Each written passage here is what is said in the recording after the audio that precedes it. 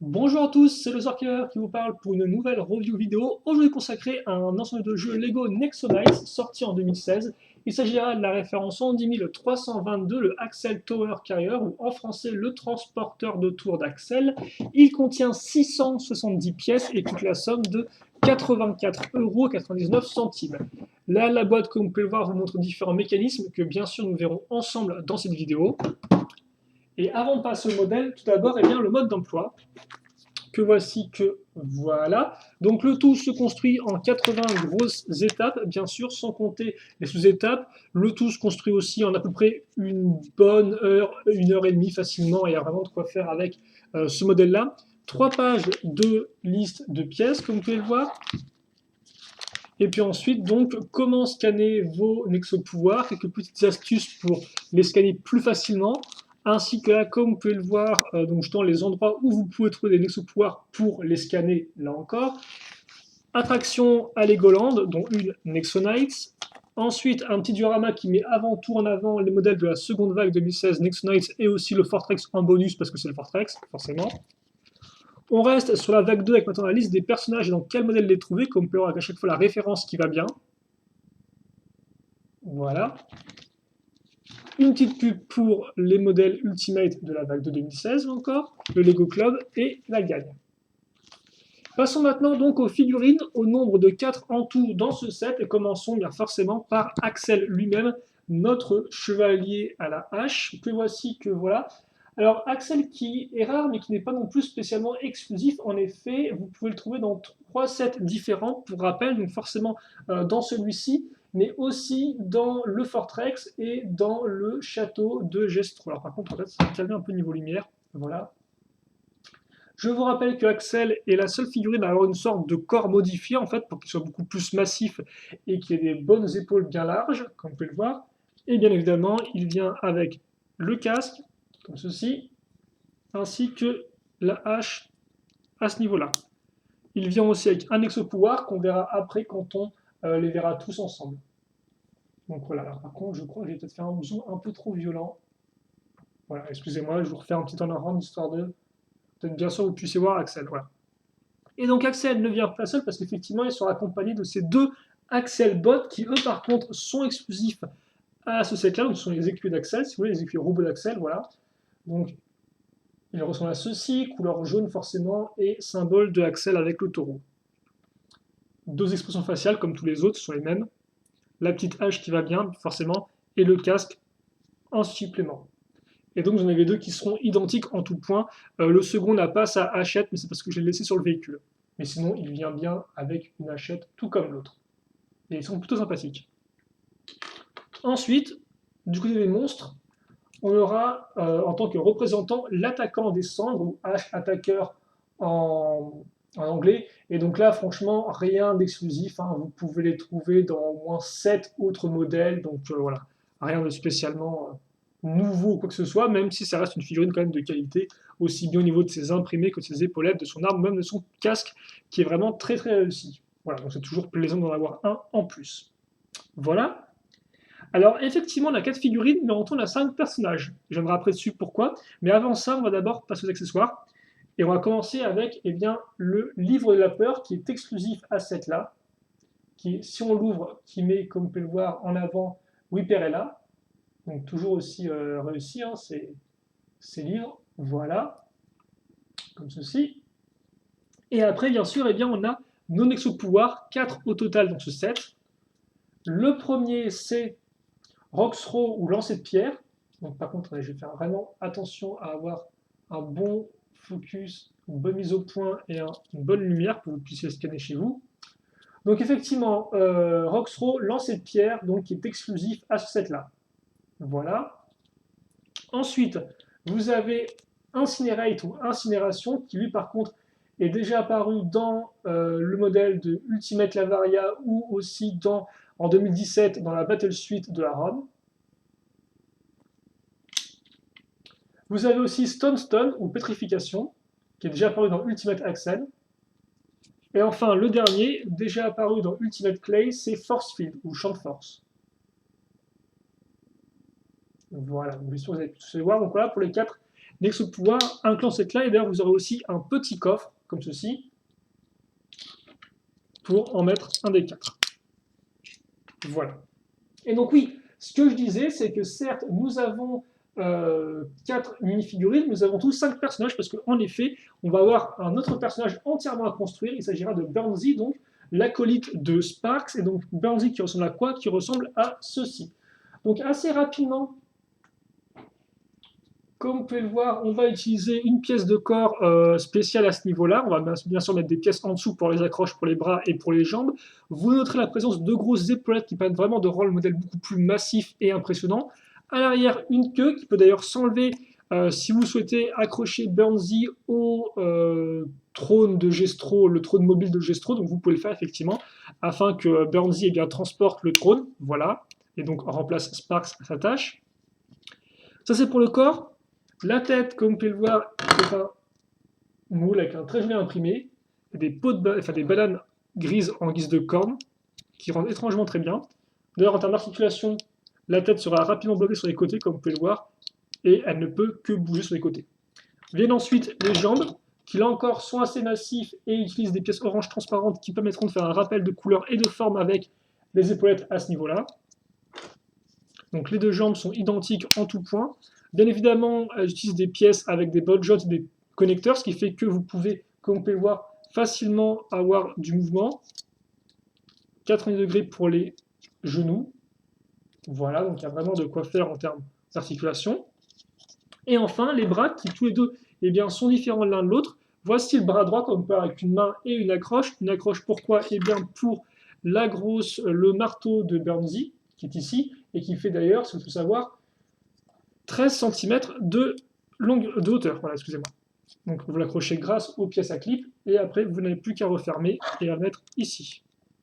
Et enfin, pour le bras gauche, vous aurez un lanceur intégré à son poing, et donc vous n'avez plus qu'à appuyer sur la barre pour éjecter le disque. Là, je viens de bloquer avec mon doigt, voilà, comme ceci.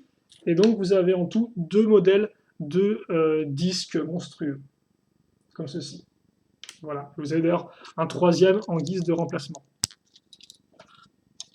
En termes d'articulation, c'est assez similaire aux jambes, comme vous pouvez le voir, donc il y a vraiment de quoi faire.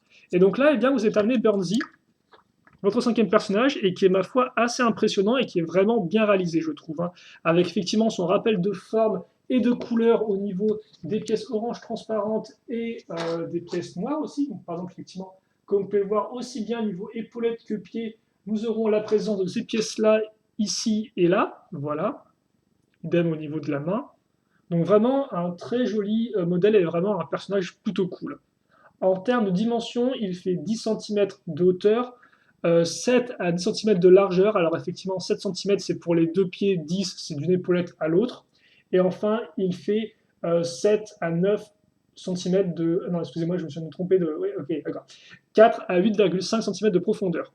4, c'est si vous n'incluez pas la queue. 8,5, c'est si vous l'incluez dans votre mesure.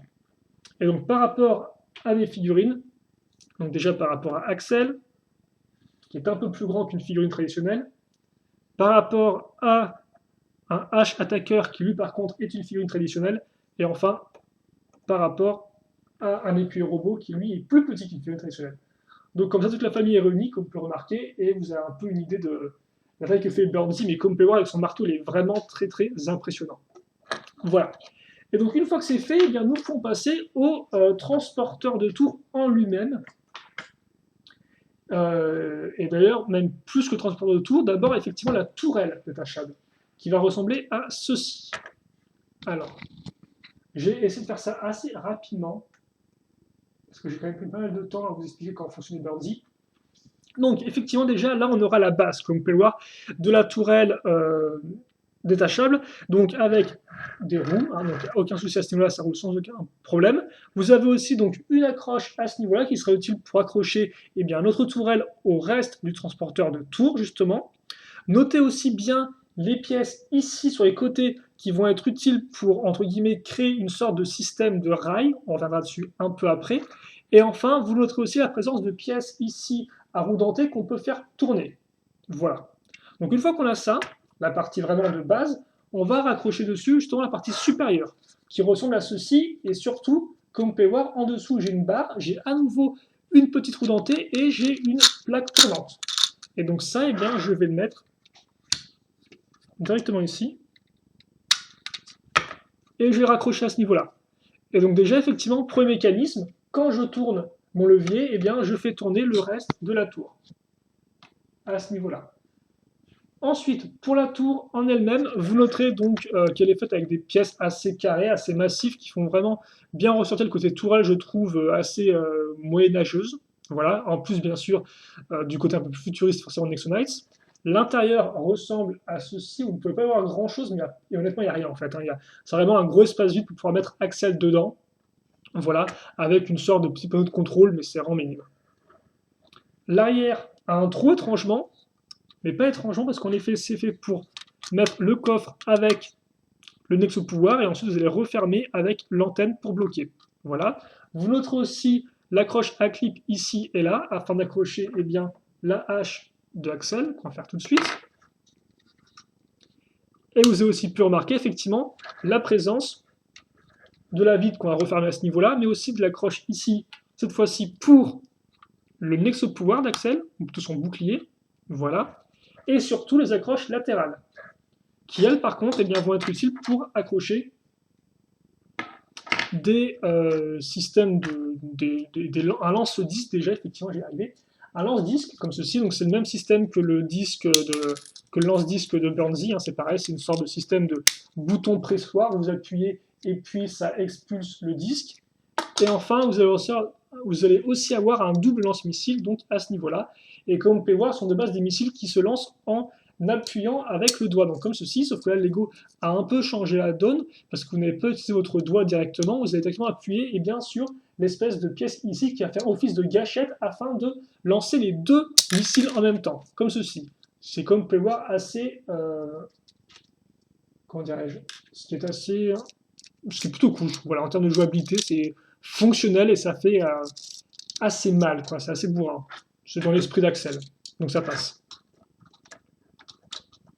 Je mets ça ici, donc comme vous pouvez le voir, les pièces sont des pièces qui peuvent être tournées vers le haut ou vers le bas, hein, donc bien sûr indépendamment l'une de l'autre, voilà. Et donc, eh bien maintenant, notre petite tour mobile est terminée.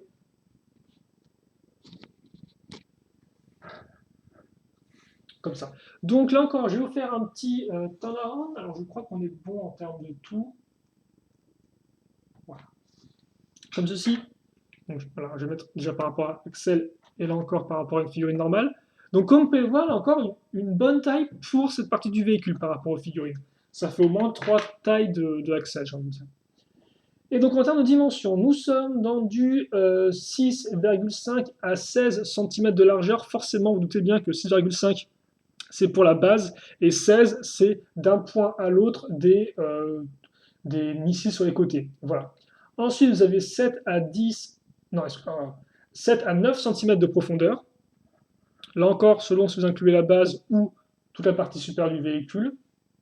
Et enfin, vous êtes dans du 12 cm de hauteur, sans compter l'antenne. Effectivement, avec l'antenne, ça doit faire au moins du 15, je pense, 15-16 par là. Voilà. Et donc après, eh bien, vous n'avez plus qu'à mettre Axel dedans, afin qu'il puisse lui-même prendre contrôle de la tour. Donc c'est vrai que le transport de tour, au final, eh bien, c'est un 2 en 1 dans le sens où vous allez avoir 2 véhicules en 1. Et donc justement, quel est le second véhicule? Eh bien, c'est le fameux transporteur en lui-même, qui ressemble à ceci, donc encore très différent, parce que autant la tour était tout en hauteur, autant cette partie du véhicule va être tout en longueur.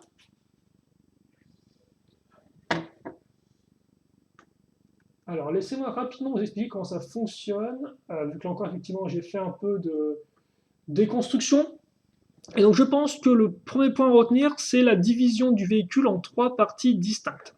La première, ça va être le cockpit à l'avant, comme vous pouvez le voir, qui est assez simple au final, avec donc un volant, un petit panneau de bord, et puis l'espèce de siège, il faut le dire vite. Alors d'ailleurs, vous pouvez soit mettre Axel, soit mettre un Axelbot. Les deux entrent sans problème, même Axel, il y a la taille pour qu'il entre. Vous noterez tout de même que c'est assez intéressant en termes de construction, parce que là encore, on aura des éléments aussi bien anciens thèmes Moyen-Âge de Lego que éléments plus futuristes, comme par exemple, donc là, vous avez effectivement le vieux rempart Lego Castle, mais vous avez aussi donc les nouvelles pièces Nixonites, et donc qui permettent de créer une sorte de cohésion entre vieilles pièces et nouvelles pièces, qui est toujours intéressant et qui forcément est quand même un des points principaux du thème en termes de construction et d'utilisation de pièces. Vous noterez une espèce de bélier à l'avant qui peut se baisser ou se lever. Alors c'est pas vraiment un mécanisme en soi, mais je suppose que si vous voulez, vous pouvez faire comme s'il mettait un coup de bélier dans ses ennemis, ce qui peut toujours être rigolo. Voilà. Et c'est honnêtement à peu près tout pour la partie avant. Bien sûr, il y a une sorte de cockpit qu'on accrochera après coup, mais là vous avez l'essentiel. La seconde partie au niveau du milieu, c'est la catapulte, comme vous pouvez le voir. Donc, la catapulte, en fait, c'est cette partie-là qu'on va ouvrir et donc ainsi révéler bien, les projectiles qu'on pourra lancer ainsi qu'une petite pièce à imprimer pour mettre un Axelbot dessus. Là encore, on aura des parties qu'on va rajouter par la suite.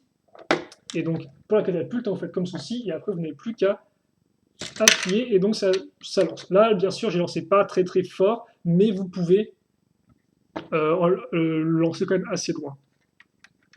Voilà. Et enfin, la troisième partie, elle va être consacrée bien, à l'accroche de la tour grâce à la petite boule ici. On pourra attacher la tour grâce à cette partie-là, comme une sorte de clipper-déclipper. Et enfin, notez bien la présence de ces pièces lisses comme ceci qui partent comme ça vers le bas. Et ça, effectivement, ce sera notre espèce de rail qui permettra bien, de faire glisser la tour en hauteur pour ensuite l'accrocher à l'accroche ici. Voilà. Pour le reste, voilà à quoi ça ressemble si on regarde en dessous. Donc une construction qui honnêtement est assez simple, hein. C'est de la plaque, c'est de la grosse brique. Il n'y a rien de spécialement vraiment au détail, comme vous pouvez le voir. Je pense que la construction parle d'elle-même. Et donc enfin viennent les parties latérales. Et donc comme vous pouvez le voir, là nous allons avoir justement bien, des accroches pour mettre les différents outils ou armes des personnages secondaires. Donc à savoir effectivement les deux haches des deux écus robots de Axel, ainsi que ici et là, bien, une accroche pour une clé ainsi, enfin une clé à outil quoi, et ainsi que un marteau. Voilà. Et donc ça, comme vous pouvez le voir, c'est ceci, avec une pièce charnière qui permet donc d'ouvrir ou de fermer cette partie-là. Voilà. Après, il ne reste plus qu'à raccrocher les roues. Et la partie latérale est terminée. Voilà. Toutefois, comme je l'ai dit, il nous reste quand même deux éléments à accrocher afin que le véhicule soit vraiment terminé. Tout d'abord, donc, la pièce de vitre à l'avant, qui est faite avec une sorte de gros renfort à ce niveau-là. Voilà, comme ceci. Donc un peu, vous pouvez voir ça comme ça, hein, ou même juste tout ça en même temps, il n'y a pas de problème. Bon, voilà. Et enfin, cette partie-là, qu'on va accrocher ici, et donc elle nous permettre de cacher la catapulte, comme vous pouvez le voir, et aussi bien sûr d'ouvrir ça pour la sortir comme ceci. Voilà. Et donc encore, vous pouvez refermer hein, à ce niveau-là. Donc on va faire ça, on va faire ça comme ça, je pense déjà. Et donc voilà le transporteur qui est terminé. Comme ceci, par rapport à une figurine. Hop là. Et donc en termes de dimension, rapidement, donc sans effectivement la tour dessus. C'est du 25 de long, du 15 de large et du 8,5 de hauteur. Voilà. Pour une fois, je ne me suis pas emmêlé dans mes dimensions. Je ne sais pas trop ce que je joue aujourd'hui avec les dimensions, mais j'ai un peu de mal.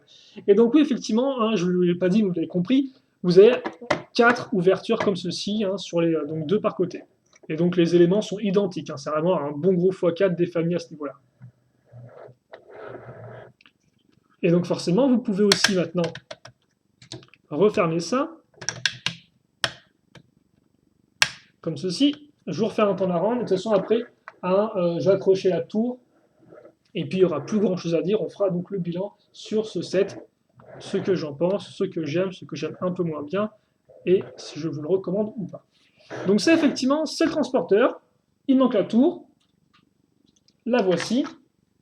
Et donc, comme je disais, en fait, là, ça va être effectivement l'assemblage de 4 éléments. L'accroche ici, l'accroche qui est au fond, les parties ici qui partent sur les côtés, ainsi que les rails. Et donc, grosso modo, ce qui va se passer... Alors, par contre, est-ce que je peux essayer de montrer ça un peu mieux? Donc, on fait avancer le véhicule. là, on va faire glisser, comme vous pouvez le voir, les parties grises sur les pièces lisses. Et ensuite, je vais appuyer dessus, et là, j'ai clipsé ma tour. Et donc maintenant, je peux toujours la faire pivoter, mais comme peur, elle est bien accrochée. Et vous remarquerez donc que justement, mes petits trous maintenant sont au-dessus du sol, elles ne sont pas au niveau du sol. Voilà, comme ceci.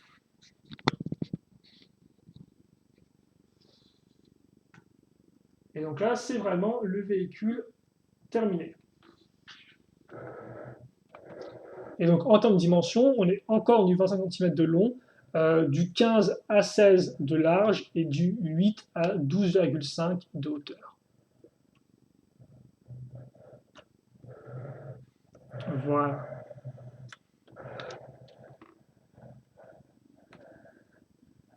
Comme ceci. Et donc forcément, après, si vous enlevez la tour, hein, un petit clip là-dessus, et voilà, elle est éjectée d'elle-même. Ok, et donc, eh bien maintenant, il ne reste plus qu'à mettre les deux écus robots, enfin alors, les deux, il y a la place que pour en mettre un seul, hélas, ce qui fait que le second n'a pas vraiment de place, que comme vous pouvez le voir, quand il y a tout qui est équipé ici, il n'y a plus de place au final à l'intérieur du catapulte, et il n'y a pas vraiment de place non plus avec Axel, à moins de le mettre au-dessus, quoi, voilà. Comme ceci. Donc c'est vrai qu'il n'y a pas vraiment de place, entre guillemets, planquée pour le deuxième écu robot. Et donc, en conclusion, qu'est-ce qu'il y a à dire sur ce set? Est-ce que je vous conseille ou pas? Eh bien oui, effectivement, moi, je ne peux que vous le conseiller, parce que je trouve que c'est vraiment un très très bon set.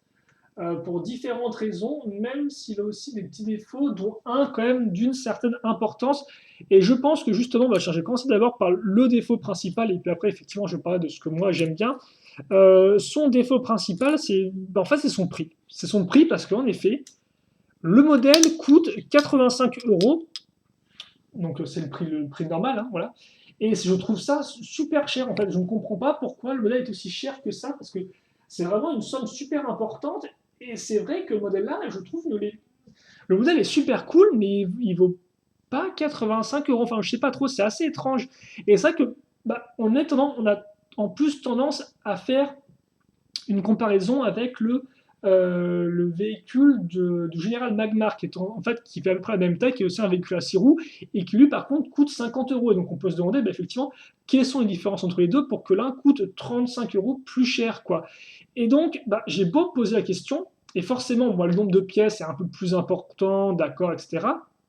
Mais c'est vrai que même en prenant ça en compte, ça justifie tout de même pas ce prix super élevé, quoi. Et donc la seule raison ou justification possible que j'ai trouvée à ce prix-là, eh bien, c'est le fait que peut-être, oui, il y a des pièces plus rares ou plus grosses, effectivement, que dans d'autres sets, comme par exemple les jolies pièces transparentes à ce niveau-là, les pièces toutes faites ici, la pièce de tête, effectivement, aussi de Burnsy qui était exclusif à lui en 2016, voilà, effectivement, ce genre de pièces-là.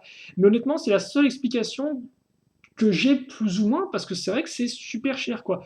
Et justement, un problème que j'ai par rapport au prix, et qui donc va être lié au contenu, c'est que pour 85 euros, j'aurais bien aimé avoir un peu plus de figurines, parce qu'au final, là, on a quoi? On a Axel, on a deux écuyers robots, et on a un personnage comme ça, quoi. Et c'est à peu près tout. Alors certes, Axel, là encore, est un personnage un peu plus particulier, qui ça se trouve coûte peut-être un peu plus cher à produire. Toutefois, il aurait été intéressant d'avoir peut-être un second monstre afin voilà, d'avoir au moins, d'avoir entre guillemets, 5 figurines, quoi. Vraiment 5 figurines. Même si bien évidemment, Burnsy est très cool en soi. Mais c'est vrai que là encore, pour 85 euros, je me dis, autant avoir 5 figurines, quoi, parce que là, ça fait un peu léger, je trouve. Voilà. Et donc au final, ça, c'est vraiment mes deux seuls problèmes. Et donc c'est pour ça que bien évidemment, je vous conseillerais de trouver le modèle à un meilleur prix. Et sachant qu'au moment où je fais la vidéo, donc elle sera postée le mercredi 15 février. Logiquement, en ce moment, il y a peut-être encore des soldes par chez vous. Allez voir parce qu'effectivement, ce modèle-là, je l'ai vu plusieurs fois à moins 50%, donc ce qui revient à peu près à un peu moins à peu près 40, un peu moins de 40 euros, quoi, ça dépend. Et donc là, par contre, effectivement, c'est vraiment une bonne affaire. Voilà. Mais c'est vrai que 85 euros, je trouve ça un peu trop cher pour ce que c'est, et ce, même si j'aime beaucoup le set. Et donc, pourquoi j'aime beaucoup le set? Je vais quand même y venir. Donc déjà, en termes de figurines, bon, j'aime bien personnellement les écus robots d'Axel, je trouve plutôt cool. Après, c'est avant tout un point de vue assez subjectif, ça, mais je trouve quand même assez efficace. Ce sont une belle couleur et j'aime bien leur casque. Voilà. Surtout, par contre, le personnage qui est le mieux, c'est Burnsy. Burnsy, honnêtement, pour moi, c'est un sans faute. Je le trouve vraiment réussi. Il a un bon schéma de couleur, il fait vraiment monstre, il est assez impressionnant, grosses épaulettes, gros marteau. En plus, il a un bras qui lance des 10, donc il a en plus ce petit côté un peu jouabilité, en plus d'articulation. Il est vraiment fun à poser, comme ceci par exemple, en faisant comme s'il était en train de courir après des écus robots. Il y a vraiment de quoi faire avec ce personnage-là, et donc je trouve vraiment une réussite totale, j'ai rien à redire à ce niveau-là. Et ensuite, donc effectivement, vous avez le véhicule en lui-même de Axel qui compose eh bien, la seconde partie du set, et aussi la plus grosse partie du modèle.